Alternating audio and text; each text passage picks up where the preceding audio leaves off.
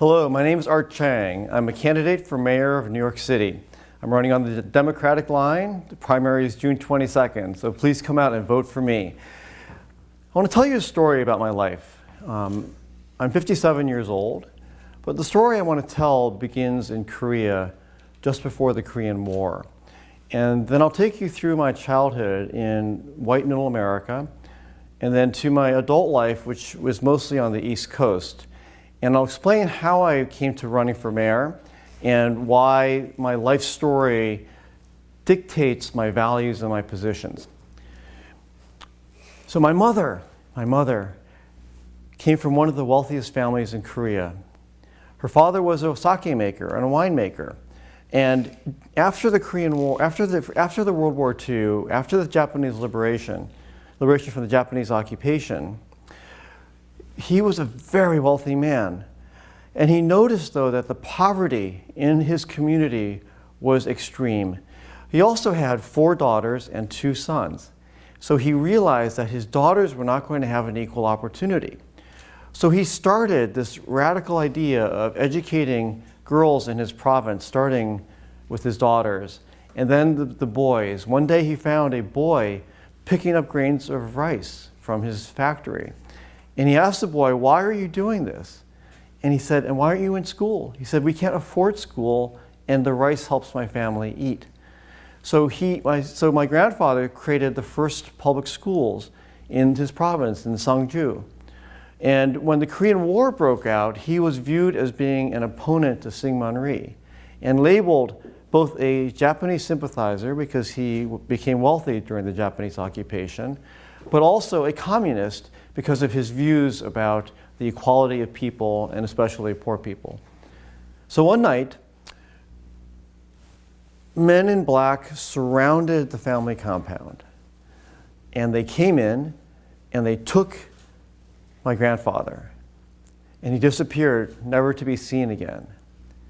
So I feel like in many ways my legacy begins with my mother's family, with this desire for equality, this seeing education as being the road for delivering equality for so many people and lifting up the Korean community in Sangju. And the other thing I think that is interesting is my grandfather had a very specific dream for each of his daughters. My mother's role was to become a doctor and then to lead the Korean health profession.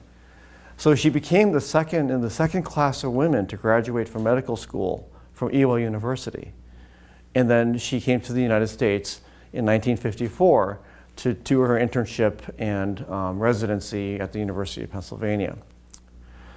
My father came from the different end of the spectrum. My father's family was very poor. His father was a Confucian scholar.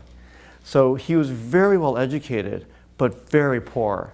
And he has terrible stories to tell about his childhood and all the deprivations that he had when he was a child, of not being able to eat, sometimes for days on end, of having just a bowl of watery vegetable broth to eat, and then not being able to go to school all the time.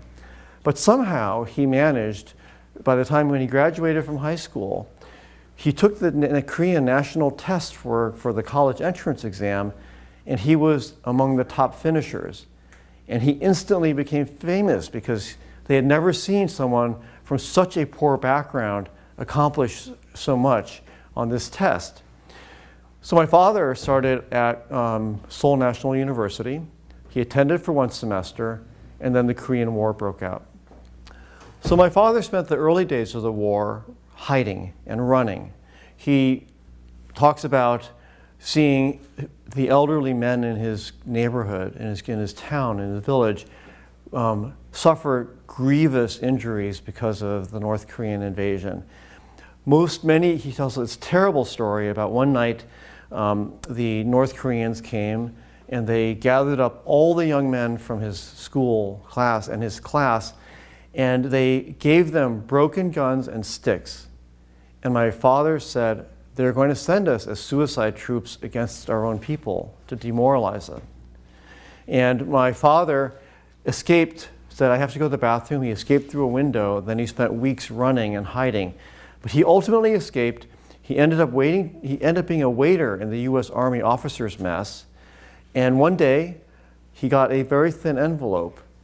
And in that envelope was a letter with a full scholarship offer to go to Georgia Tech and a one-way steamship ticket to Los Angeles, because one of the officers who he had befriended turns out to have been the provost of Georgia Tech.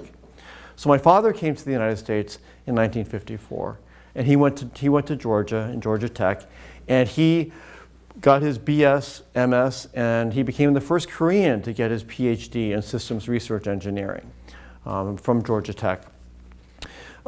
My mother was living in Pennsylvania, so there were very few Koreans at town, so there was a very active dating scene among the Koreans who were students.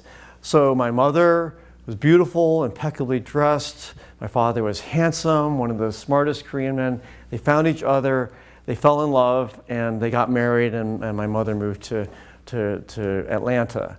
I was born in 1963, Jim Crow Atlanta, right, where segregation was a law of the land.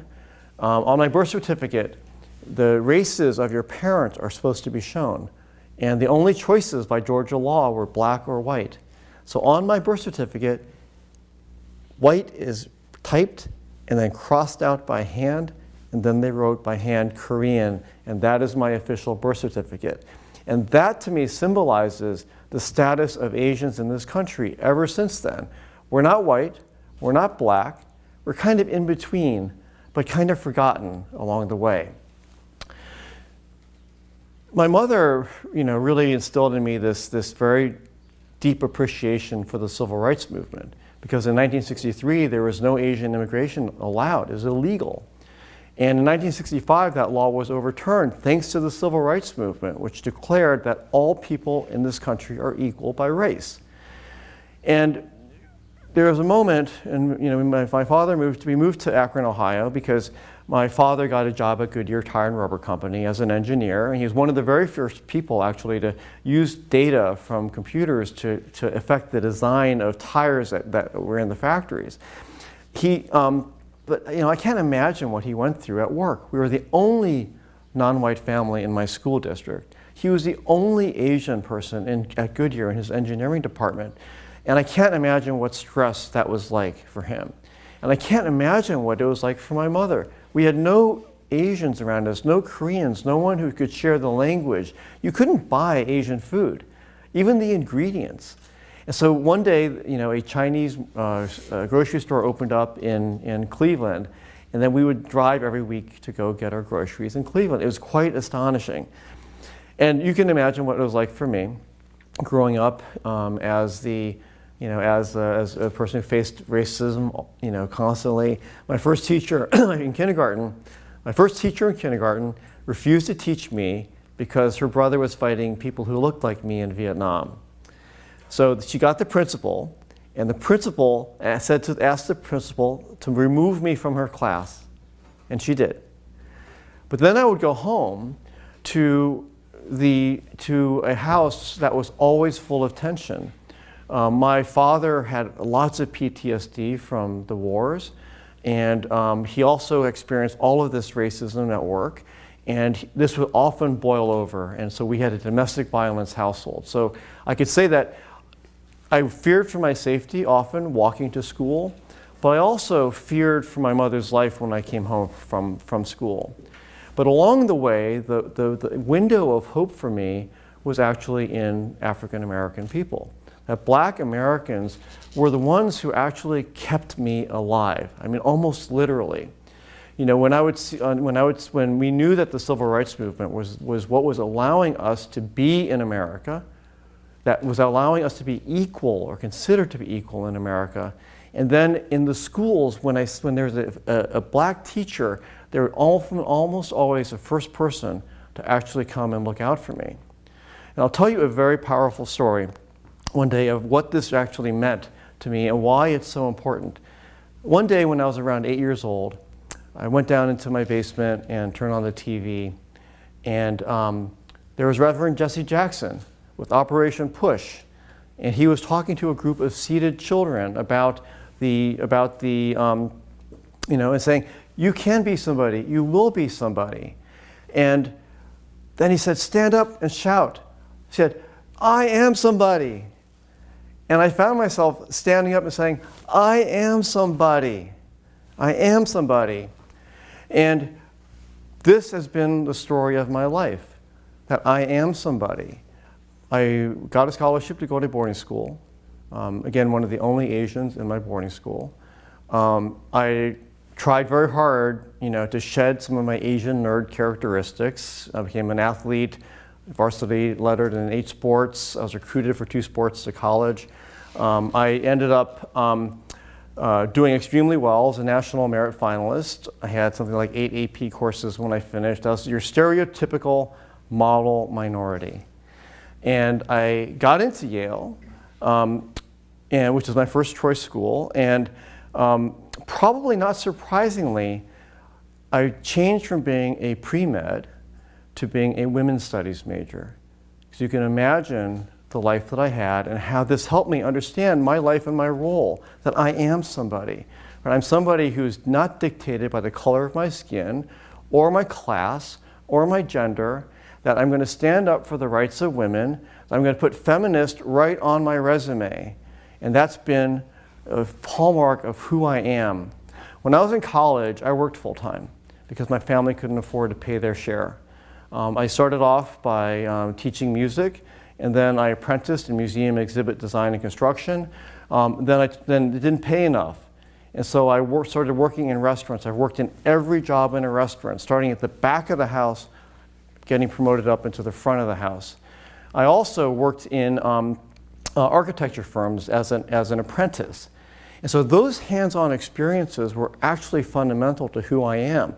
You learn by doing much better than you learn by books. That degrees are important because it tells the world that you know something, but what you really know is in here, and in here, and in here. It's very much of a combination of those things.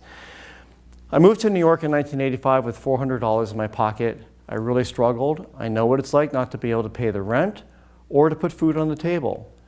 I struggled, I got a job, I did well, I started a business. I went bankrupt when I was 27. And I lost everything and had to start over again. And since then, my life has been very blessed. I worked for the architect I am pay. I got a job for the city in the city's corporation counsel's office, and then that turned into a job at the Queens West Development Corporation, putting the Hunters Point waterfront project into the ground. So I know how to build a project that has universal broadband because we did it in 1994. I know how to build a project that anticipates climate change because we anticipated the rising seas and we built the project so that it was only one of 2 in the entire city that didn't lose power during Hurricane Sandy. I got my MBA in finance and ended up working in investment banking. And then I subsequently started 2 broker-dealers. I left and I started to help start the city's technology startup industry in 1998. I've started 12 companies in the city, including 11 tech startups. Many of them have been in the arts. I've started 2 incubators, so I know a lot about incubation and how we grow small businesses in this city. My most recent job was at JPMorgan Chase, where I was a managing director in the global legal department. I went to work at JPMorgan Chase as a managing director, where I helped the global legal department create their first knowledge management system. So today, any lawyer in that department can find legal knowledge wherever it exists, whether it's in somebody's head or it's in documents anywhere across the world. So I've taken that technology, knowledge, and expertise, and what have I done with it? I spent 9 years on the city's campaign finance board, the first and only Asian on the board. I was the first person appointed to chair the city's Voter Assistance Advisory Committee. You know NYC Votes, which you use to access your voter information. Well, I co-created that with the Campaign Finance Board. I put together a private partnership that gifted that technology to the city. I've also created the only web-based case management system for government child welfare. It's the state system of record in the state of Indiana. No one else has done this. So the governance from the Campaign Finance Board, the technology, the transformative ability of all those things is absolutely powerful. And I can say that I've been able to do that. And the one thing I'll do, and just to wrap it all the way around, back to the beginning, is that What I am so proud of my heritage is the grit, the determination, the creativity to forge a different path, to bring things together. And that's who I am, and that's what I stand for. I can make New York a better place as your mayor. So thank you very much.